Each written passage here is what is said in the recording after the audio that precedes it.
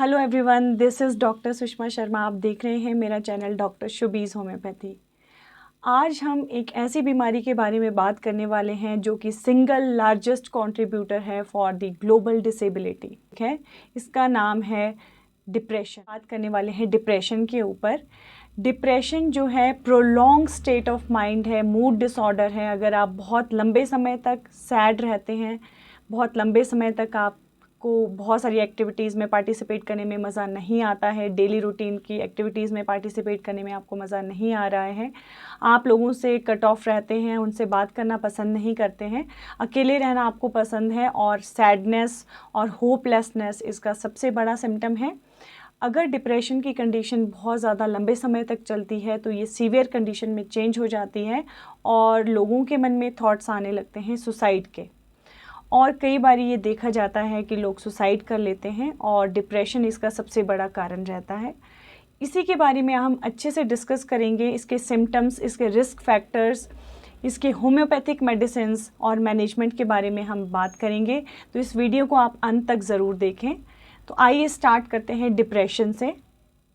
हमारी daily routine में हम कभी ना कभी सैड और अपसेट ज़रूर फील करते हैं। हमारी डिफरेंट फेजेस ऑफ लाइफ में हम सैड भी होते हैं, डिप्रेस्ड भी होते हैं, बट थोड़े टाइम के लिए।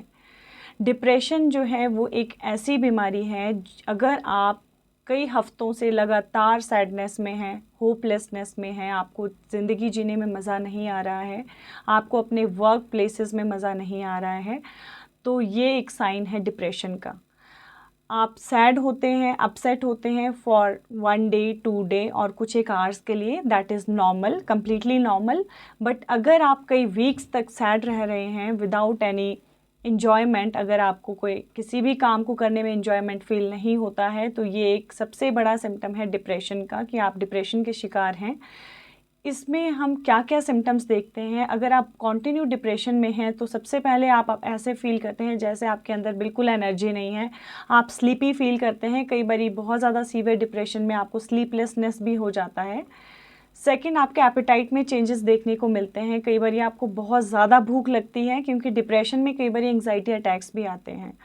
तो एंग्जाइटी अटैक्स में कई बार आपको बहुत ज़्यादा भूख लगती है और कई बार आप फील करते हैं कि जैसे आपको बिल्कुल भी भूख नहीं है विदाउट एनी। तो इस तरह से जो डिप्रेशन है आपकी डेली रूटीन वर्क को भी हैम्पर करता है। अगर आप जैसे नॉर्मली कोई भी काम कर रहे हैं जिसको करने में किसी भी नॉर्मल इंसान को अगर मज़ा आता है और आपको नहीं आ रहा है, आपको फील हो रहा है कि मैं वर्थलेस हूँ, मेरी लाइफ एक बर्डन है, मेरा इस दुनिया में रहना बिल्कुल भी ठीक नहीं है, इसमें कोई काम नहीं है, तो आप ज़रूर डिप्रेशन के शिकार हैं। आपको डॉक्टर को दिखाने की ज़रूरत है।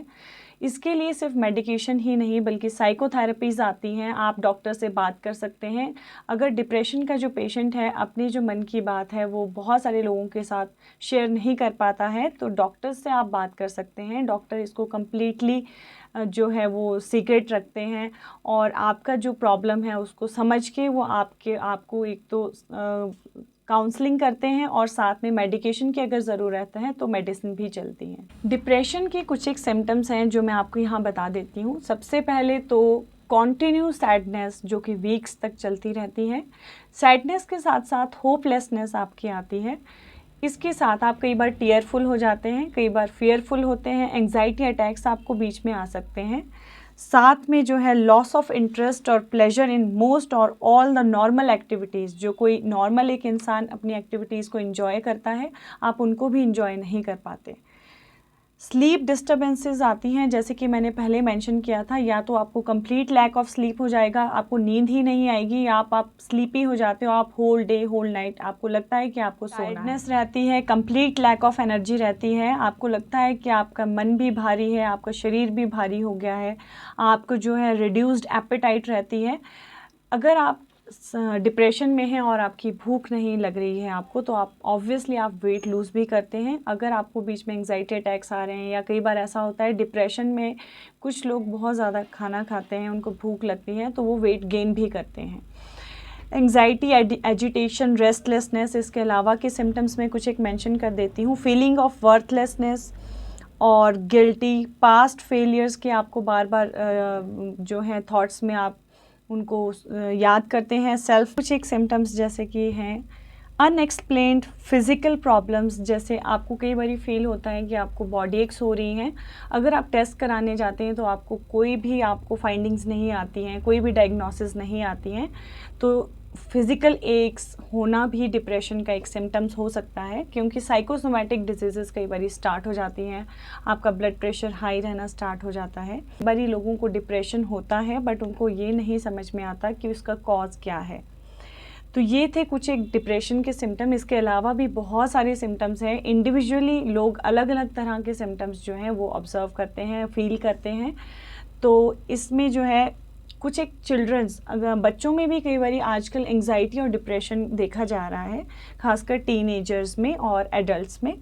तो टीनेजर्स जो हैं वो क्या करते हैं, जब वो डिप्रेस्ड होते हैं, उनको ये पता नहीं होता कि वो डिप्रेशन में है, वो इरिटेबिलिटी उनका हायर लेवल पे रहता है और सैडनेस होती है, इरिटेबिलिटी होती है, फीलिंग नेगेटिव एंड वर्थलेस, इनडिसिसिवनेस रहती है, कन्फ्यूजन ऑफ माइंड बहुत रहता है टीनेजर्स में, poor performance, lack of concentration obviously बहुत होता है, क्योंकि आप किसी एक ब्रूडिंग ऑफ थॉट्स में हैं, आप कुछ एक कोई एक बात सोच रहे हैं वो जो कि नेगेटिव है, तो उसको अगर आप कॉन्टिन्यूशन में आप सोच रहे हैं तो लैक ऑफ कंसंट्रेशन का इसमें प्रॉब्लम आता है, मेमोरी लॉस का प्रॉब्लम आता है, feeling misunderstood, extremely sensitive, using alcohol. ऐसे में टीनेजर्स क्या करते हैं, अल्कोहल लेना स्टार्ट करते हैं, बैड कंपनीज़ में जाना स्टार्ट करते हैं, या फिर वो डिप्रेशन में जब आ जाते हैं तो उनको बिल्कुल ही वो सोशली कट ऑफ हो जाते हैं, अकेले रहना पसंद करते हैं, लोगों से बात करना बिल्कुल पसंद नहीं करते।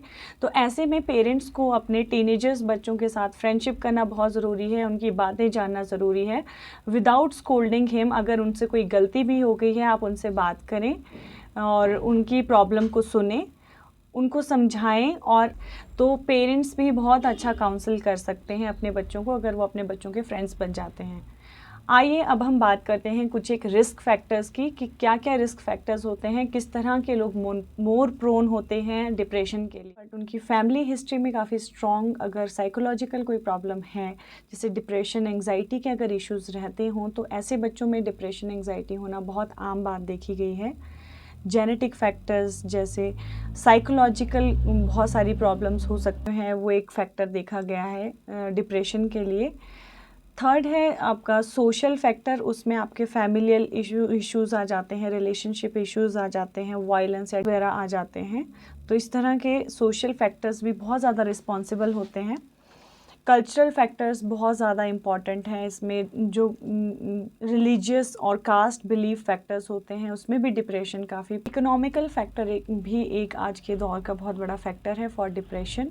अगर आप इकोनॉमिकली बहुत ज़्यादा सफ़र कर रहे हैं, फाइनेंशियली आप बहुत ज़्यादा सफ़र कर रहे हैं, तो उस PTSD एक बहुत बड़ा कारण है, पोस्ट ट्रॉमेटिक स्ट्रेस सिंड्रोम जिसे हम कहते हैं। अगर आपके साथ कोई हादसा हो गया है, आपका कोई लव्ड वन, आपका कोई रिलेटिव जिसकी डेथ हो गई हो, जिससे आप बहुत ज़्यादा प्यार करते हो, या आपके साथ कोई एक्सीडेंट या कोई हादसा हो गया है, उसके बाद भी डिप्रेशन के बहुत सारे केसेस देखने को मिलते हैं। डिप्रेशन की जो फाइंडिंग है वो वैसे तो स्टैटिस्टिकली ग्लोबली, अगर इंडिया की हम बात करें तो नेशनल मेंटल हेल्थ इश्यूज़ की जो सोसाइटी है, national mental health survey society है, जिसने सर्वे किया था 2015 एंड 16 में, तो पाया गया था कि 15% इंडियन एडल्ट्स जो हैं उनको एक्टिव इंटरवेंशन की ज़रूरत पड़ी for the different kinds of mental issues के लिए। अदरवाइज़ 20 लोगों में से एक इंसान जो है वो डिप्रेशन का शिकार है आज की डेट में इंडिया में। तो ये लीड करता है, ये कॉज करता है फॉर द सोसाइटी हैं जो कि डिप्रेशन का शिकार होते हैं।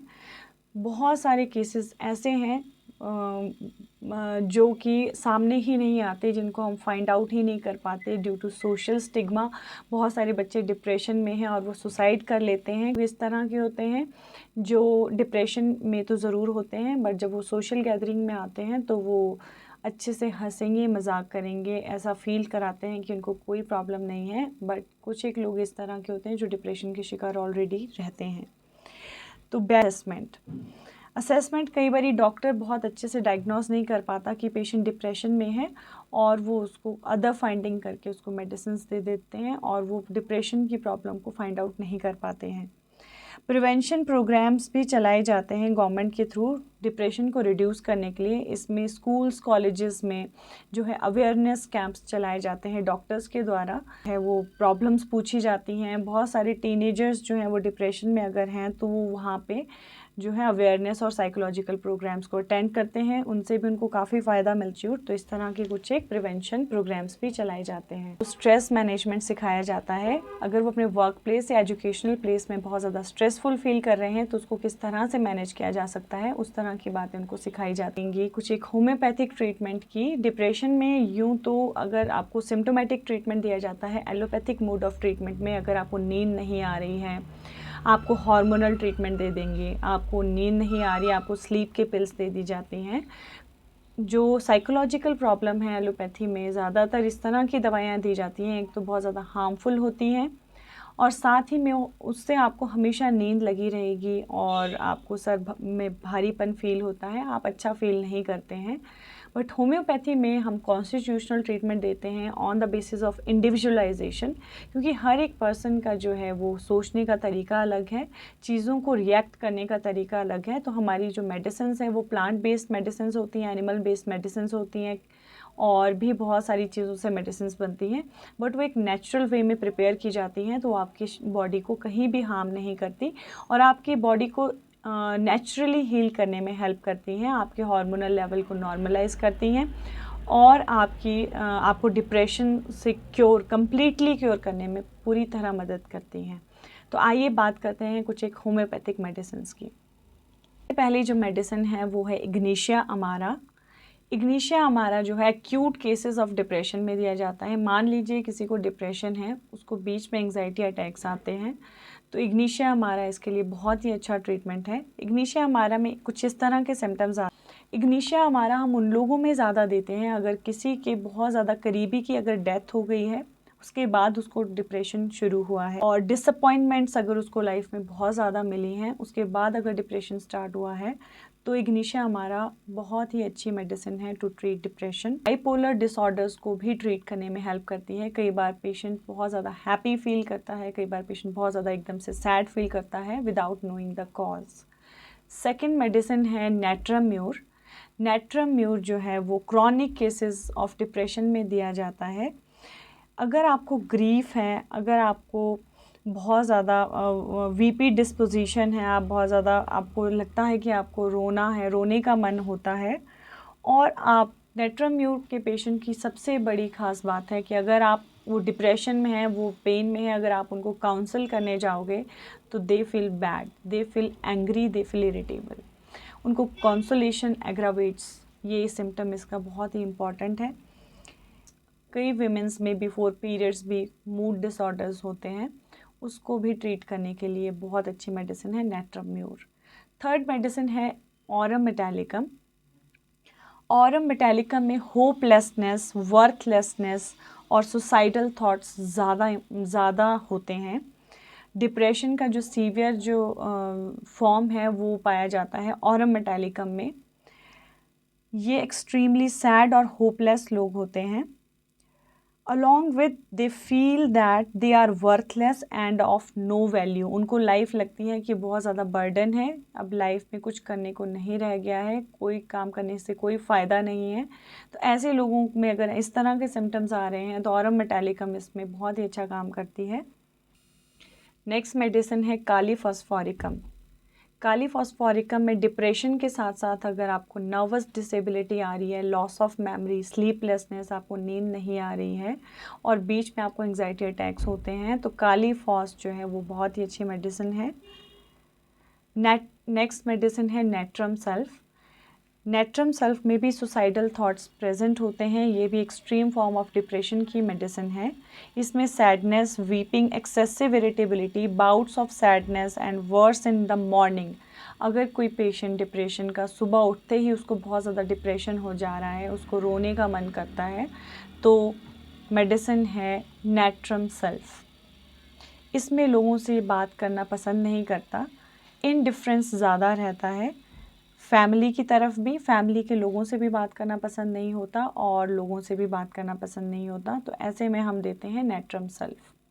नेक्स्ट मेडिसिन है सीपिया। सीपिया में भी इंडिफरेंस ज़्यादा पाया जाता है। सीपिया में जो है वो रिग्रेटफुलनेस ज़्यादा होती है। सीपिया का जो पेशेंट है ये ज़्यादातर फीमेल्स में अगर डिप्रेशन है उसमें दिया जाता है। फीमेल्स जो बहुत ज़्यादा अच्छे से पढ़ाई लिखाई कर चुकी हैं, फिर जब उनकी शादी हो जाती है और वो आगे अपने करियर में कुछ नहीं कर पाती, तो ऐसे में वो रिग्रेट फील करना स्टार्ट करती हैं कि उनको पहले जॉब करना चाहिए था, कुछ इस तरह के थॉट्स उनके अंदर आते हैं। तो उसमें सीपिया बहुत अच्छा काम करती हैं। तो ऐसी फीमेल्स में डिसअपॉइंटमेंट, इनडिफरेंस टुवर्ड्स हर फैमिली, वो अपनी फैमिली से भी बात करना पसंद नहीं करती, और अगर उनको कंसोल करो, कंसोलेशन उनको बहुत बिल्कुल भी पसंद नहीं होती। तो सीपिया ऐसे में बहुत अच्छी मेडिसिन है। रिग्रेटफुल जो थॉट्स हैं अगर किसी डिप्रेशन के पेशेंट में आ रहे हैं तो सीपिया उसके लिए बहुत ही अच्छी मेडिकेशन है। सीपिया में आफ्टर चाइल्ड बर्थ भी डिप्रेशन पाया जाता है, जिसे हम पोस्टपार्टम डिप्रेशन कहते हैं। जब फीमेल किसी बेबी को जन्म देती है उसके बाद उसको डिप्रेशन फील होना शुरू हो जाता है, उसको एंग्जाइटी फील होती है, वो थका हुआ फील करती है। तो ऐसे में भी सीपिया बहुत ही अच्छा काम करती है। नेक्स्ट मेडिसिन है सिमिसिफ्यूगा रेसिमोसा। सिमिसिफ्यूगा में भी पोस्टपार्टम डिप्रेशन के लिए मेडिसिन दिया जाता है। ये जो फीमेल है इसमें डिप्रेशन में बॉडी एक्स होती हैं। इसको पीरियड्स के दौरान, जब पीरियड्स आते हैं, मेंस्ट्रुअल साइकिल होता है, अगर बहुत ज़्यादा हैवी मेंस्ट्रुअल साइकिल है तो उतना ही ज़्यादा ये डिप्रेस्ड फील करती है। और इसमें जो है ये कन्फ्यूजन भी बहुत रहता है सिमिसिफ्यूगा के पेशेंट में, ये भी ज़्यादातर फीमेल्स में दिया जाता है। नेक्स्ट जो मेडिसिन है वो है लेकेसिस। लेकेसिस जो है वो साइकोटिक डिप्रेशन की बहुत ही अच्छी मेडिसिन है। इसमें जो है एक तो लेकेसिस के पेशेंट को होता है कि उसको सब लोगों ने छोड़ दिया है, कोई भी उसका अपना नहीं है, उसको डाउट रहता है हर एक रिलेशनशिप में, क्योंकि उसके पास्ट रिलेशनशिप्स इतने अच्छे नहीं रहे होते, तो वो फर्दर रिलेशनशिप बनाने में डाउटफुल रहता है, और पास्ट रिग्रेट्स रहते हैं, नेगेटिव थॉट्स की रिकरेंस होती है दिमाग में। और साथ में जो इस तरह का पेशेंट है वो बहुत ज़्यादा बातें बहुत करता है, वो डिप्रेशन में होता है बट बहुत ज़्यादा टॉकेटिव होता है। और टॉकेटिव इस तरह का होता है कि पहले एक टॉपिक को कुछ बोलेगा, फिर एकदम से दूसरे टॉपिक में वो जंप करता है, उसका एक कॉन्टीन्यूस थॉट प्रोसेस नहीं रहता। तो इस तरह के जो डिप्रेशन के जो पेशेंट है उसमें लेकेसिस बहुत ही अच्छा काम करता है। इसके अलावा भी बहुत सारी मेडिसिन हैं जैसे कॉफिया क्रूडा, इसमें भी कंप्लीट स्लीपलेसनेस पाया जाता है ड्यू टू मल्टीपल थॉट्स। और इसके अलावा है आर्सेनिकम एल्बम। आर्सेनिकम एल्बम में भी डिप्रेशन पाया जाता है along with the anxiety attacks. साथ में जलसीमियम भी एक बहुत ही अच्छी मेडिसिन है जो डिप्रेशन में दी जाती है। इसमें जलसीमियम में अगर पेशेंट डिप्रेस्ड है तो उसको डलनेस, हेडेक और ऐसे लगता है कि वो उसको स्लीपी फील होता है, वो चाहता है कि वो हमेशा सोया रहे, तो ऐसे में जलसीमियम बहुत अच्छा काम करती है। होम्योपैथिक मेडिसिन जो हैं वो एक इंडिविजुअलाइजेशन बेस्ड मेडिसिन होती हैं, कॉन्स्टिट्यूशनल ट्रीटमेंट बेस्ड मेडिसिन होती हैं। तो आप जब भी मेडिसिन लें, इन सिम्टम्स को देख के मेडिसिन ना लें, किसी होम्योपैथिक फिजिशियन से ही मेडिसिन लें, क्योंकि आपको डोज, पोटेंसी और रिपीटेशन का पता नहीं होता, और मेडिसिन भी आप प्रॉपर्ली सेलेक्ट नहीं कर पाते जैसे कि एक होम्योपैथिक फिजिशियन सेलेक्ट कर पाएगा।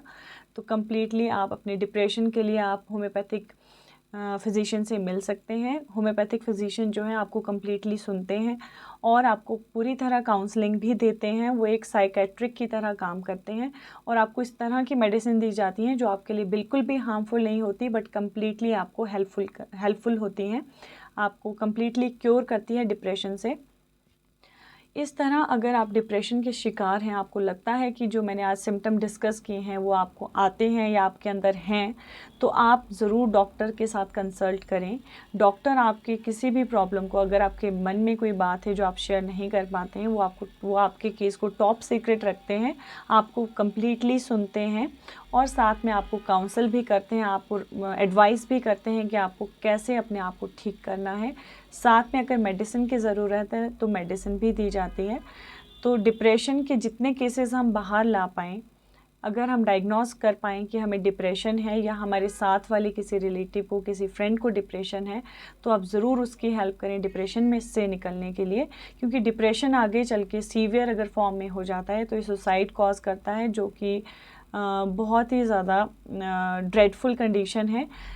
डिप्रेशन में अगर कोई पेशेंट है, डिप्रेशन में अगर कोई बहुत अच्छी जगह कोई इंसान काम कर रहा है, वर्क प्लेस में है, तो वो अपने उसकी परफॉर्मेंस में भी अच्छे से प्रॉपर परफॉर्मेंस नहीं आ पाती है, तो हमारी जो है इकोनॉमिकल सेटअप में भी फ़र्क पड़ता है। तो डिप्रेशन जैसी बीमारी जो है वो दूर करना बहुत ज़रूरी है। इसके लिए आपको भी और डॉक्टर्स को भी आगे आने की ज़रूरत है। जो भी आज मैंने आपको इन्फॉर्मेशन दी है, अगर आपको हेल्पफुल लगती है तो आप मुझे कमेंट बॉक्स में ज़रूर बताएं। आगे आप किस एक डिज़ीज़ के ऊपर जो है वीडियो चाहते हैं वो भी आप मुझे कमेंट बॉक्स में बता सकते हैं। तब तक के लिए सुरक्षित रहें, सेफ़ रहें। Thank you.